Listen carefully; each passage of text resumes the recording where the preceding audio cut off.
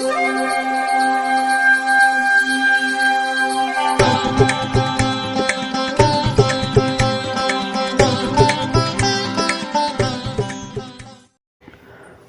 வசந்த காலம் YouTube channel வாயிலாக ஜோதிடர் சண்முகப்பிரியன் சென்னை அடையாறிலிருந்து மாதாந்திர ராசி பலன் பார்த்துட்டு வரோம். இதில் பங்குனி மாதத்திற்கான பலன் 2024. இது ஆங்கில கேலண்டரில் சொல்லணும்னா மார்ச் 14லேருந்து ஏப்ரல் 13 வரைக்கும். இந்த மாதத்துக்கு சிம்மத் ராசிக்காரர்களுக்கு எப்படி இருக்கும் அப்படின்னு பார்க்க போகிறோம். சோபக்கிருது ஆண்டில் வரக்கூடிய கடைசி மாதம் பங்குனி மாதம். சூரியனை மையமாக வைத்து சொல்லுவது தான் மாத பலன். இது காலம் வரைக்கும் கும்பத்தில் இருந்த சூரிய பகவான் இப்போது மீனத்துக்கு வந்துட்டார். இது ஒரு மாற்றம். ஏனைய மாற்றங்கள் அப்படின்னு பார்த்தோம்னா 14/3/2024 அன்று செவ்வாய் பகவான் மகரத்திலிருந்து கும்பத்துக்கு வரார். அது ஒரு மாற்றம். அதுக்கப்புறம் 1/4/2023 அன்று கும்பத்திலிருந்து மீனத்துக்கு சுக்கிரன் மாறுறார். இதெல்லாம் இந்த மாதத்துடைய மாற்றங்கள். குரு, ராகு, கேது, சனி பகவான் இந்த மாதிரி வருடக்கோள்களின் மாற்றத்தில் எதுவும் மாற்றம் இல்லை. அவர்களின் நிலைப்பாடு அப்படியே தான் இருக்குது. அப்போ இந்த கிரகங்களை வைத்து நம்ம சிம்மராசிக்காரங்களுக்கு இந்த மாதம் எப்படி இருக்கும்னு பார்த்தோம்னா, இது ஒரு நல்ல மாதம். உங்களுக்கு பல திடீர் அதிர்ஷ்டங்கள், குபீர் அதிர்ஷ்டங்கள், அதிர்ஷ்டம் அப்படிங்கிற மாதம் தான் இதுக்கு சொல்லணும். இந்த மாதத்துக்கு பேர் வைக்கணும்னா அதிர்ஷ்டமான மாதம் அப்படின்னா என்ன? அது இஷ்டத்துக்கு வரும், அது இஷ்டத்துக்கு போகும். அது மாதிரியான மாதம். காரணம் என்னென்னா, அதிகமான கிரகங்கள் இந்த மாதத்தில் 8ஆம் இடத்துல போய் சேருது. உங்கள் ராசி அதிபதி சூரியன் அவரே 7ஆம் இடத்துலேருந்து 8ஆம் இடம் போய்ட்றார். அடுத்த மாதம்தான் அவர் உச்சமாவார் 9ஆம் இடத்துல. அப்போ இப்போ 8ஆம் இடம் போயாச்சு. ராகு பகவானோட போய் சூரிய பகவான் இணைய போகிறார். அப்போ இணைகிறார் அப்படின்னு வச்சுப்போம். இப்போ இணைந்தால் ராகு சூரியன் இணைவு அப்படிங்கிறது ஒரு விசேஷமான பலன் இல்லை.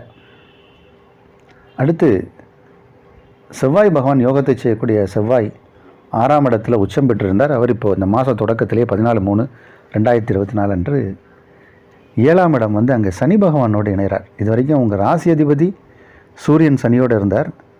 அவர் விலகிய அதே நேரத்தில் செவ்வாய் வந்து சனி பகவானோடு இணைகிறார். இது அவ்வளோ விசேஷமான பலன் அல்ல. 7ஆம் இடம் அப்படிங்கிறது உங்களுடைய வீடு இல்லாமல் வெளிப்பகுதி, அதாவது வெளினா வெளிவட்டார பழக்க வழக்கங்கள். 7ஆம் இடம்ங்கிறது உங்களுடைய கலத்திர பாவம், மனைவியை பற்றி சொல்லக்கூடிய விஷயம். இப்போது 7ஆம் இடம் அப்படிங்கிறது மனைவியை பற்றி சொல்கிறதுனால மனைவியால் நமக்கு சில சிக்கல்கள் ஏற்படும். மனைவியால் என்னங்க சிக்கல் ஏற்படும்னா, அவங்களுக்கு உடல் உபாதைகளில் பிரச்சனை வரும். அதற்காக நம்ம மருத்துவ பரிசோதனை இந்த மாதிரியான விஷயங்கள் செய்யக்கூடிய சூழ்நிலை வரும். செலவுகள் ஏற்படும். அவர்களால் நமக்கு செலவு ஏற்படும். அது ஒரு மனக்குறைவு தானே. வீட்டில் மனைவிக்கு உடம்பு சரியில்லைன்னா அது வீட்டில் ஒரு குடும்பத்துக்குள்ளே ஒரு சின்ன சலசலப்பை ஏற்படுத்தும். நீங்கள் பெண்ணாக இருந்தால் உங்கள் கணவனுக்கு ஏதோ ஒரு மருத்துவ செலவு உண்டு. சரி, என்ன மாதிரி மருத்துவ செலவு உண்டு அப்படின்னா, எலும்பு சம்பந்தப்பட்ட மருத்துவ செலவுகள், பல் சம்பந்தப்பட்ட மருத்துவ செலவு, கண் சம்பந்தப்பட்ட மருத்துவ செலவுகள் ஏற்படலாம். அதனால் அந்த விஷயங்களில் கொஞ்சம் ஜாக்கிரதையாக இருக்கணும். வெளியில் போகும்போது கூலிங் கிளாஸ் அந்த மாதிரி ஏதாவது போட்டுக்கலாம். ஏதாவது சின்ன வண்டு பூச்சி ஏதாவது கண்ணில் பட்டு இரிட்டேஷன் ஆகி கண்ணை தேய்ச்சி அதற்காக கண் டாக்டர்கிட்ட போகிற மாதிரி சூழ்நிலை வரும். சில பேருக்கு வந்து டோரை மூடும்போது விரலை அங்கே வச்சுருவாங்க. அதனால் சில காயங்கள் ஏற்பட்டு அதுக்காக மருத்துவ சிகிச்சைக்கு போகலாம். எலும்பு சம்பந்தப்பட்ட டாக்டர்கிட்ட போகிற மாதிரி ஒரு சூழ்நிலை ஏற்படும். அதனால் இந்த சூரியன் செவ்வாய் இணைவு இந்த மாதம் ஃபுல்லாக இருக்கனால ரொம்ப ஜாக்கிரதையாக தான், சனி அதுக்கப்புறம் செவ்வாய் இணைவு இருக்கிறதுனால கொஞ்சம் ஜாக்கிரதையாக தான் இருக்கணும். சூரியன் ராகு இணைவு, அதுவும் கொஞ்சம் ஜாக்கிரதையாக இருக்கணும். 2/11 கிரகம் அவர் நீச்சம் பெற்று காணப்படுகிறார். இந்த மாதம் ஆரம்பிக்கும் போதே புதன் நீச்சமாக தான் இருக்கார். அதனால் அதுவும் நமக்கு ஒரு பின்னடைவு தான் 8ஆம் இடத்துல. ஏப்ரல் 1ஆம் தேதியில் இருந்து நிலைமையில் மாற்றம் ஏற்படும். 8ஆம் இடத்திற்கு சுக்கிரன் சென்று அங்கே உச்சம் பெறுவார். சுக்கிரன் உச்சம் பெறும்போது இந்த நீச்சமாக இருக்கக்கூடிய புதனுக்கு நீச்சம் பங்கப்பட்டு அது ராஜயோகமாக மாறும். அப்போ 8ஆம் இடத்தில் நீச்சபங்க ராஜயோகம் ஏற்படும் போது வராத பாக்கிகள்லாம் வசூலாகும். நீங்கள் கேட்டு இல்லைன்னு மறுத்த இடத்துலேருந்துலாம் பணம் வர ஆரம்பிக்கும். நிதி நிலைமையில் ஒரு உயர்வு ஏற்படும். திடீர் பணம், குபீர் பணம், திடீர் அதிர்ஷ்டம், குபீர் அதிர்ஷ்டம்னு சொன்னோம் இல்லையா, அது அப்போ தான் நடக்கும். நீங்கள் எதிர்பார்க்காத சில இடங்கள்ல இருந்தெல்லாம் உங்களுக்கு பணவரவு ஏற்படும். அதிர்ஷ்ட வாய்ப்புகள் ஏற்படும். 8ஆம் இடம் வந்து அதிர்ஷ்டம் அப்படிம்பாங்க. சில பேர் வந்து லாட்ரி சீட்லாம் வாங்குவாங்க. காசு எப்போ சார் வரும்னு கேட்பாங்க. இந்த மாதிரி 8ஆம் இடம் வலுப்பெறும்போது, 8ஆம் இடத்துல கிரகங்கள் வரும்போது தான் இந்த ரேஸு, லாட்ரி, இந்த மாதிரியான ஸ்பெக்குலேஷன் இதிலெல்லாம் பணம் வரும். பணம் வர்றதுக்கான நேரம் இதுதான். அது வந்து நிர்ணயிக்கப்பட்ட தொகையாக இருக்காது. ஏகப்பட்ட பணம் வரும், எக்கச்சக்கமாக பணம் வரும். சிலருக்கு உயில் மூலம் சொத்துக்கள் வரும்.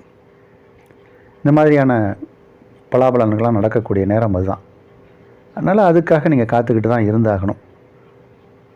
இப்போது 7ஆம் இடம் வந்து கொஞ்சம் இப்போ சுமாராக இருக்குது. அதனால் வெளிவட்டார பழக்க வழக்கங்கள், நம்ம வீட்டை தாண்டி வெளியே போய் நம்ம ஃப்ரெண்ட்ஸ் சர்க்கிள், சொந்த பந்தங்கள், அதுவாக இருந்தாலும் சரி, வெளியே இருக்கக்கூடிய சொந்த பந்தங்கள், அதே மாதிரி ஏதாவது புது இடங்களில் நம்ம நிறையா மீட் பண்ணுறோன்னா சம்மந்தப்படாத விஷயங்களில் நம்மளுடைய பேச்சை கொடுக்காம கொஞ்சம் கவனமாக இருக்கணும், அமைதியாக இருக்கணும்.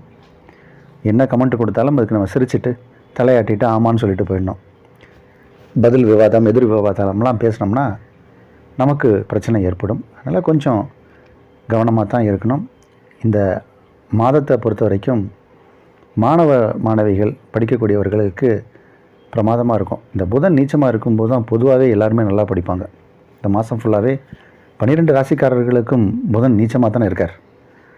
அப்போது அந்த இடத்துல போய் சுக்கிரன் சேரும்போது உச்சமாகும். அதனால் இந்த மாதத்தை பொறுத்த வரைக்கும் மாணவ மாணவிகளுக்கு தான் எக்ஸலண்ட்டான மாதம். அது எந்த ராசியில் பிறந்தாலும்.